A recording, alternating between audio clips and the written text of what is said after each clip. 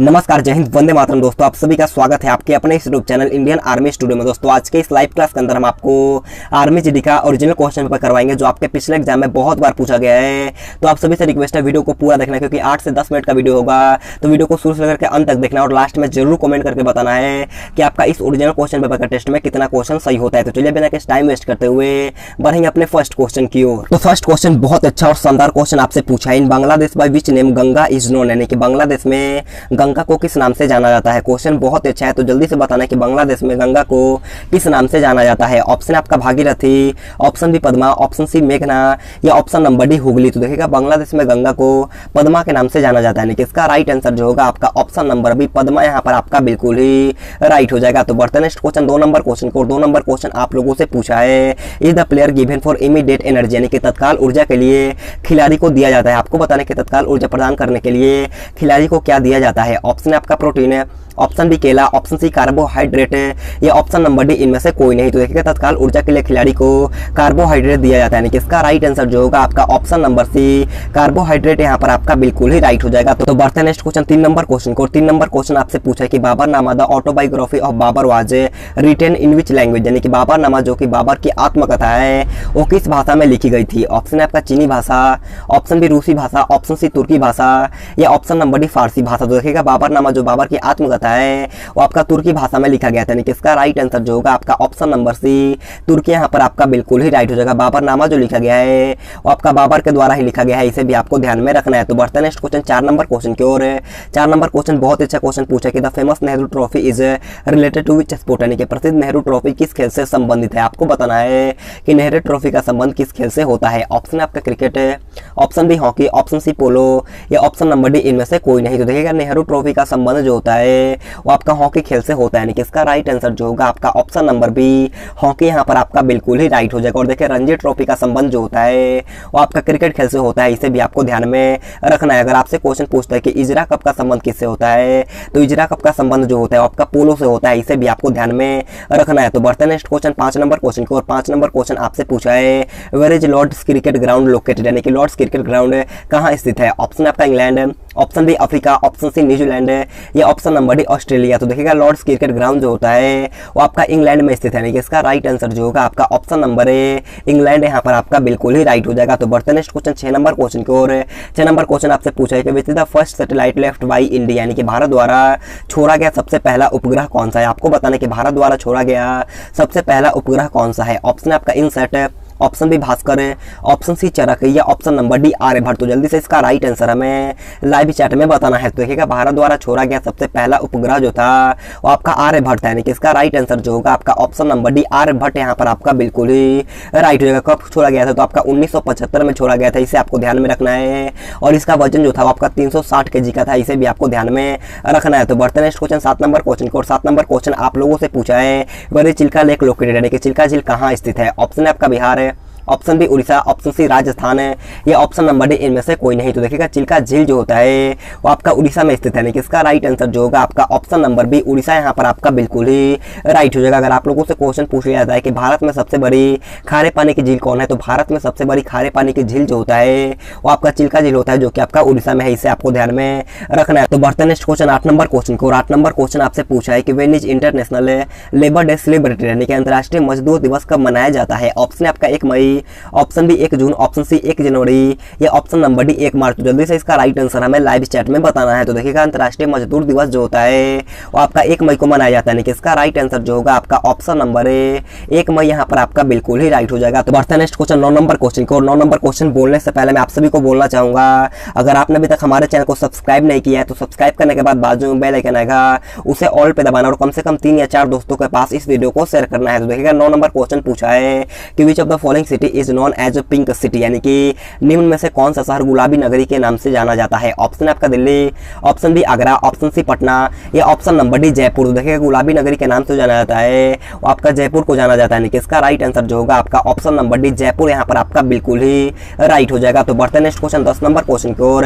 10 number question आपसे पूछा है कि who is called the father of Indian constitution, यानी कि भारतीय संविधान का जनक किसे कहा जाता है। ऑप्शन आपका डॉक्टर राजेंद्र प्रसाद है, option B doctor Bhimrao Ambedkar, option C Jawaharlal Nehru या option number D Sardar Vallabh Bhai Patel. तो जल्दी से इसका राइट आंसर हमें लाइव चैट में बताना है। तो देखिएगा भारतीय संविधान का जनक जो कहा जाता है वो आपका डॉक्टर भीमराव अंबेडकर को कहा जाता है, यानी कि इसका राइट आंसर जो होगा आपका option number B doctor Bhimrao Ambedkar यहाँ पर आपका बिल्कुल ही राइट हो जाएगा। तो बढ़ते नेक्स्ट क्वेश्चन 11 नंबर क्वेश्चन की ओर।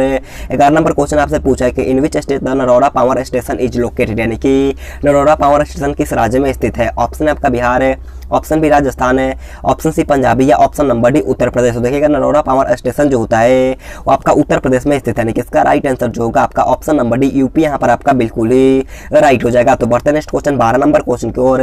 12 नंबर क्वेश्चन आपके एग्जाम में बहुत बार पूछा गया है। क्वेश्चन आपसे पूछा है कि इन विच स्टेट से rubber is produce maximum in India, यानी कि भारत में किस राज्य में रबर का अधिकतम उत्पादन किया जाता है। ऑप्शन है आपका असम है, option B Kerala, option C Rajasthan है या option number D Uttar Pradesh. तो देखिएगा भारत में सबसे ज्यादा रबर का उत्पादन जो किया जाता है आपका केरला में किया जाता है, यानी कि इसका राइट आंसर जो होगा आपका ऑप्शन नंबर बी केरल यहाँ पर आपका बिल्कुल ही राइट हो जाएगा। और चाय का उत्पादन जो किया जाता है वो आपका असम में सबसे ज्यादा किया जाता है, इसे भी आपको ध्यान में रखना है। तो बढ़ते नेक्स्ट क्वेश्चन 13 नंबर क्वेश्चन को। 13 नंबर क्वेश्चन आपसे पूछा है कि which country is called the patient of Europe, यानी कि किस देश को यूरोप का मरीज कहा जाता है। ऑप्शन है आपका France, option B Cuba, option C तुर्की या ऑप्शन नंबर डी इनमें से कोई नहीं। तो जल्दी से इसका राइट आंसर हमें लाइव चैट में बताना है। तो देखिएगा यूरोप का मरीज पूछा गया है, तो यूरोप का मरीज जो कहा जाता है वो आपका तुर्की देश को कहा जाता है, यानी कि इसका राइट आंसर जो होगा आपका ऑप्शन नंबर सी तुर्की यहाँ पर आपका बिल्कुल ही राइट हो जाएगा। और देखिए चीनी का कटोरा जो कहा जाता है वो आपका क्यूबा को कहा जाता है, इसे भी आपको ध्यान में रखना है। तो बढ़ते नेक्स्ट क्वेश्चन 14 नंबर क्वेश्चन को। 14 नंबर क्वेश्चन आपसे पूछा है कि what is the number of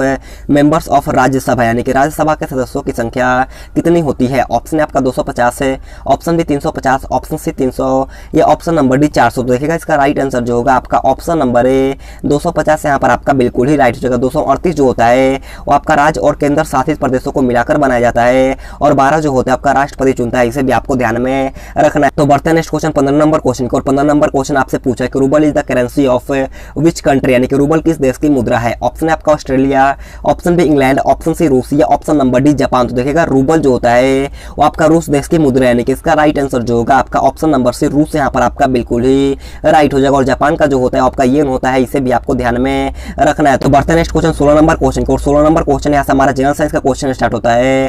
question आपसे पूछा है कि which is the instrument used to measure current, यानी कि करंट को मापने के लिए किस उपकरण का उपयोग किया जाता है। ऑप्शन है आपका मैनोमीटर है, ऑप्शन बी नापमीटर, ऑप्शन सी अमीटर है या ऑप्शन नंबर डी वोल्टमीटर। तो देखिएगा इसका राइट आंसर जो होगा आपका ऑप्शन नंबर सी अमीटर यहाँ पर आपका बिल्कुल ही राइट हो जाएगा। तो बढ़ते हैं नेक्स्ट क्वेश्चन 17 नंबर क्वेश्चन की ओर।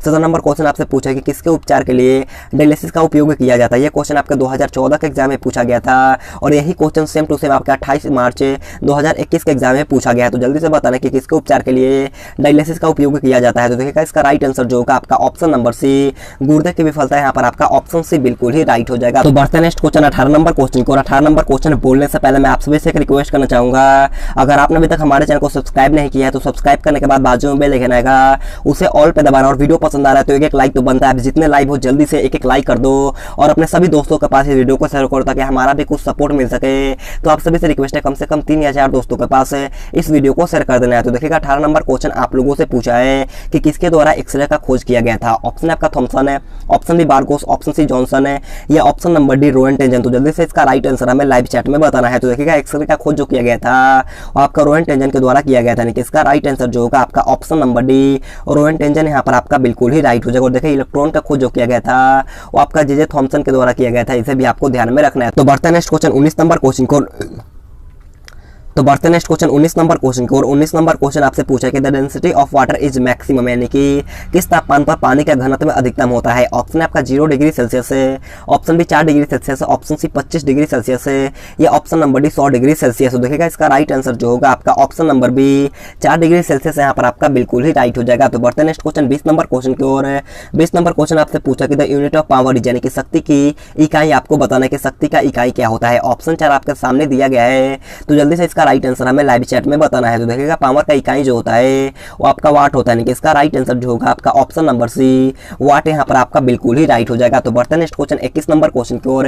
21 नंबर क्वेश्चन आपके सामने है। क्वेश्चन आपसे पूछा है कि in which medium sound travels at minimum speed, यानी कि ध्वनि की न्यूनतम गति कौन से माध्यम में होता है। ऑप्शन आपका पानी, ऑप्शन बी हवा, ऑप्शन सी पारा या ऑप्शन नंबर डी लोहा। तो आप सभी को पता होगा कि द्रव में ध्वनि की गति सबसे कम होता है, तो इसका राइट आंसर क्या होगा, ऑप्शन नंबर है पानी यहाँ पर आपका बिल्कुल ही राइट हो जाएगा। बढ़ते हैं नेक्स्ट क्वेश्चन 22 नंबर क्वेश्चन को। और 22 नंबर क्वेश्चन आपसे पूछा है कि acid rains are caused due to the presence of which gases, यानी कि किस गैसों की उपस्थिति में अम्ल बारिश होती है। आपको बताना कि कौन से गैसों की उपस्थिति में अम्ल बारिश होता है। तो देखिएगा इसका राइट आंसर जो होगा आपका ऑप्शन नंबर ए NO2 और SO2 यहाँ पर आपका बिल्कुल ही राइट हो जाएगा। तो बढ़ते हैं नेक्स्ट क्वेश्चन 23 नंबर क्वेश्चन की ओर।